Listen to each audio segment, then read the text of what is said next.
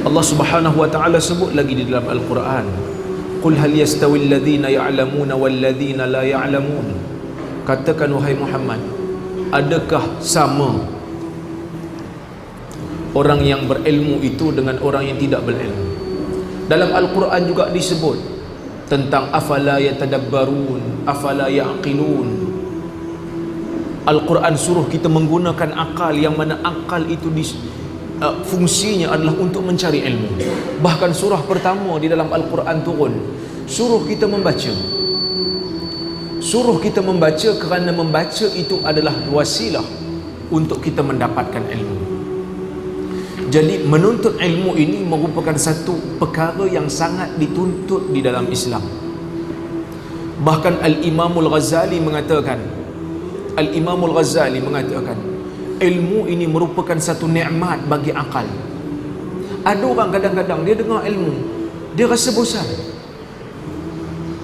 kerana mungkin pada dia ilmu ni berat.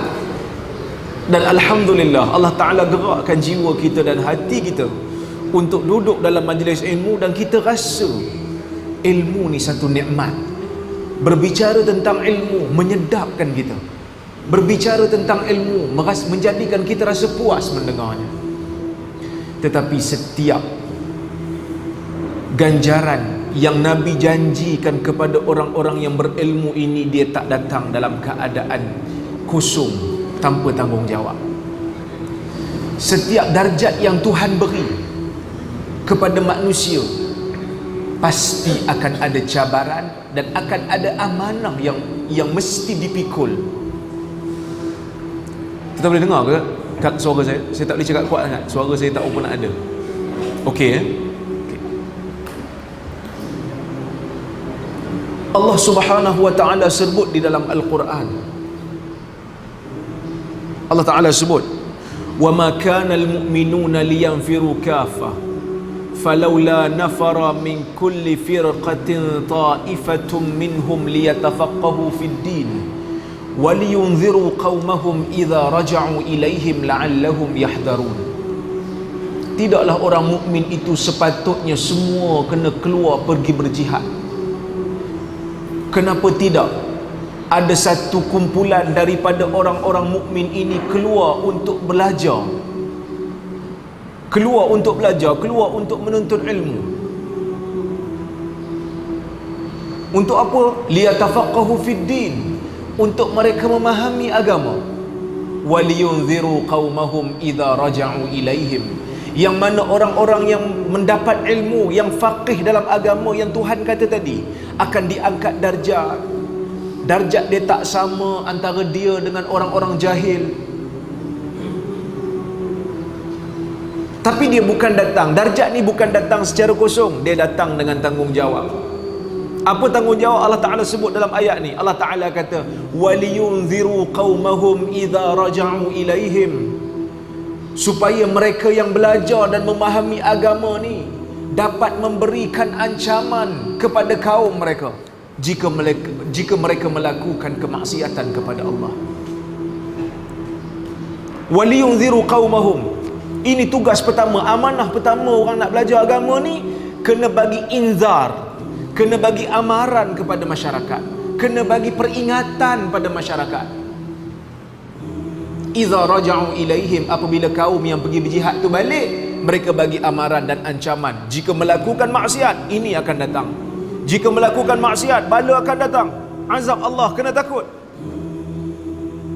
La'allahum yahdharun, mudah-mudahan kaum mereka itu sentiasa berjaga-jaga. Allah Ta'ala angkat darjat orang berilmu, ya, kerana tanggungjawab orang yang berilmu itu besar. Bahkan surah kedua turun kepada Nabi. Ketika mana Nabi dapat surah pertama, surah Iqra, surah berilmu, surah cari ilmu dengan membaca. Surah yang kedua turun mengisyaratkan ilmu semata-mata tidak menyelamatkan kita lagi, tidak mengangkat darjat kita lagi. Kalau ada ilmu, perlu disertakan dengan amal, perlu memberikan amaran kepada masyarakat. Sebab itu Allah Ta'ala turunkan ayat, Ya ayyuhal muddathir qum fa'anzir wa rabbaka fakabbir Wahai orang yang berselimut, bangun dan berikan ancaman, berikan peringatan.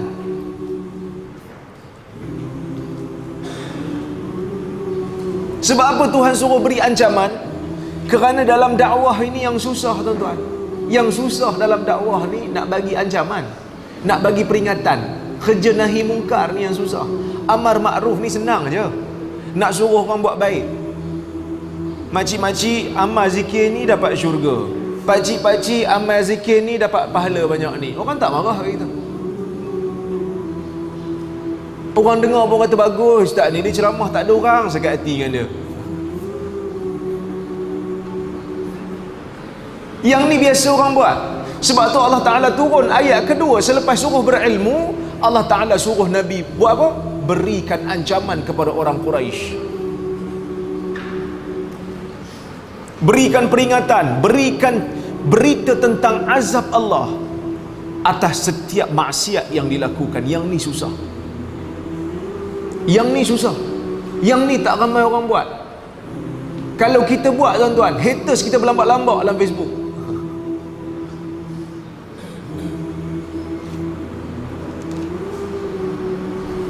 Maka kita ukur pada masa itu amanah kita dengan ilmu. Kemudian baru Tuhan kata wa rabbaka fakabbir, Tuhan kamu besarkan. Maknanya kita orang berilmu ni tanggungjawab pada diri untuk beramal dengan diri dan juga untuk menyelamatkan masyarakat. Pasal apa orang yang berilmu ni Allah Ta'ala suruh dia memberi ancaman kepada mereka yang melakukan dosa? Kerana Allah Ta'ala telah menetapkan dalam dunia ni, kalau bala turun, dia turun disebabkan oleh maksiat yang kita lakukan. Antara sebab bala turun ialah maksiat, tapi bukan semestinya, tapi antara sebab. Dan bila dia turun, dia tak kira orang, semua kena. Maka orang yang berilmu sepatutnya berperanan. Sebab itu dalam hadis Abu Daud, Nabi SAW menyatakan, innal qaum idza ra'aw zaliman falam ya'khudhu biyadihi yushiku ayya ummahumullahu biiqabin min atau kama qala. Satu-satu kaum apabila mereka melihat satu orang zalim melakukan kezaliman, walam ya'khudhu biyadihi, tetapi mereka tak halang dia, mereka biarkan dia, biarlah dia kubur lain-lain, nak buat macam mana? Biarkan dia, mak saya pesan jangan jaga tepikan orang. Ya, Islam tak suruh kita pergi tajassus, tak suruh kita mencari salah orang yang tersembunyi.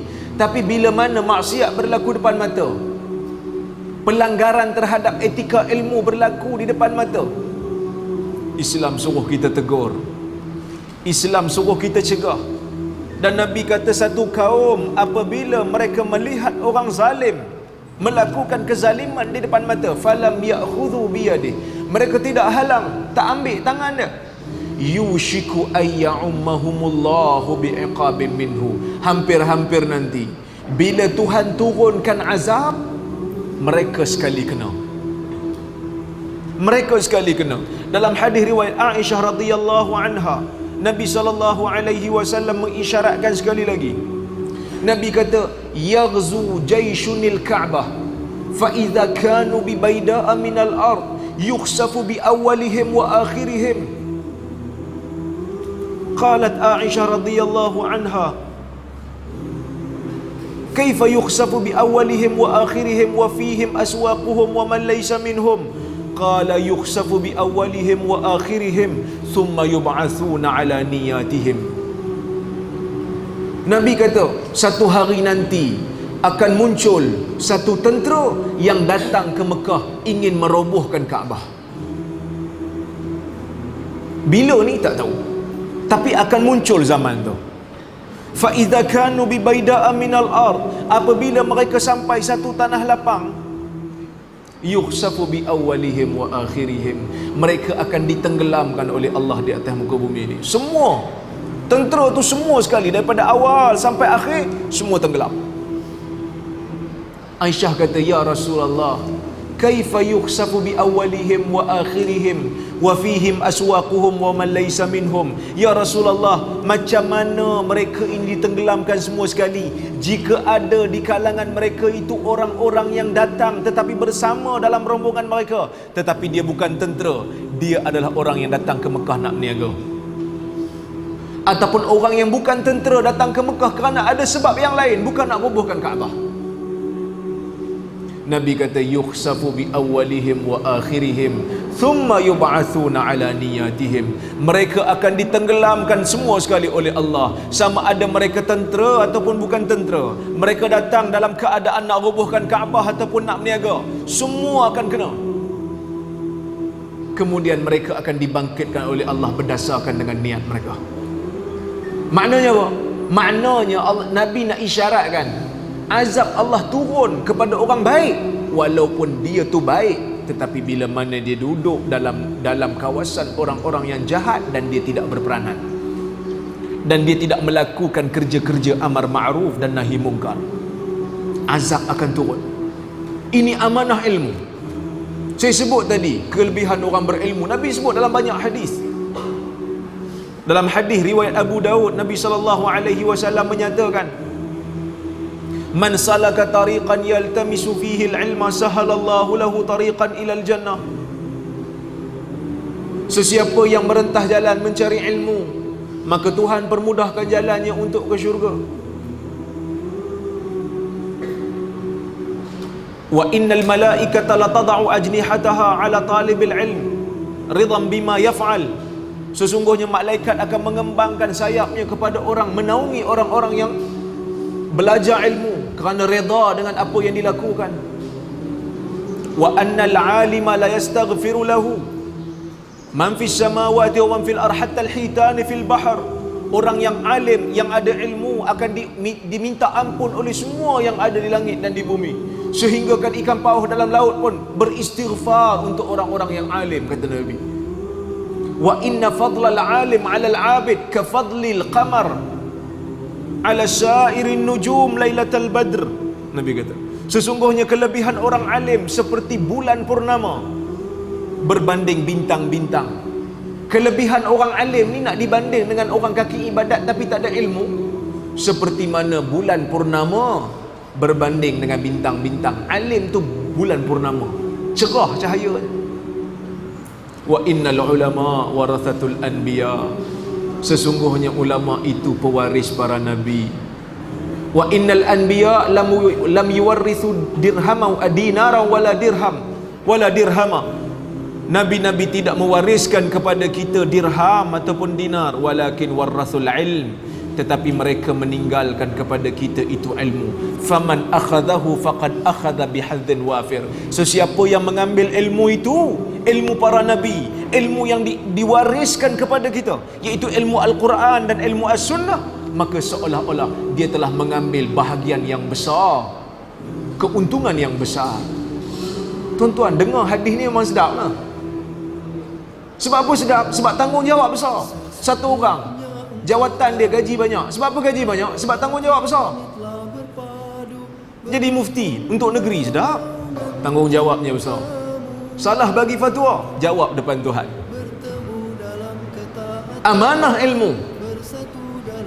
Dan orang-orang yang berilmu, tuan-tuan, kena memperbetulkan niatnya ketika mana dia mempelajari ilmu.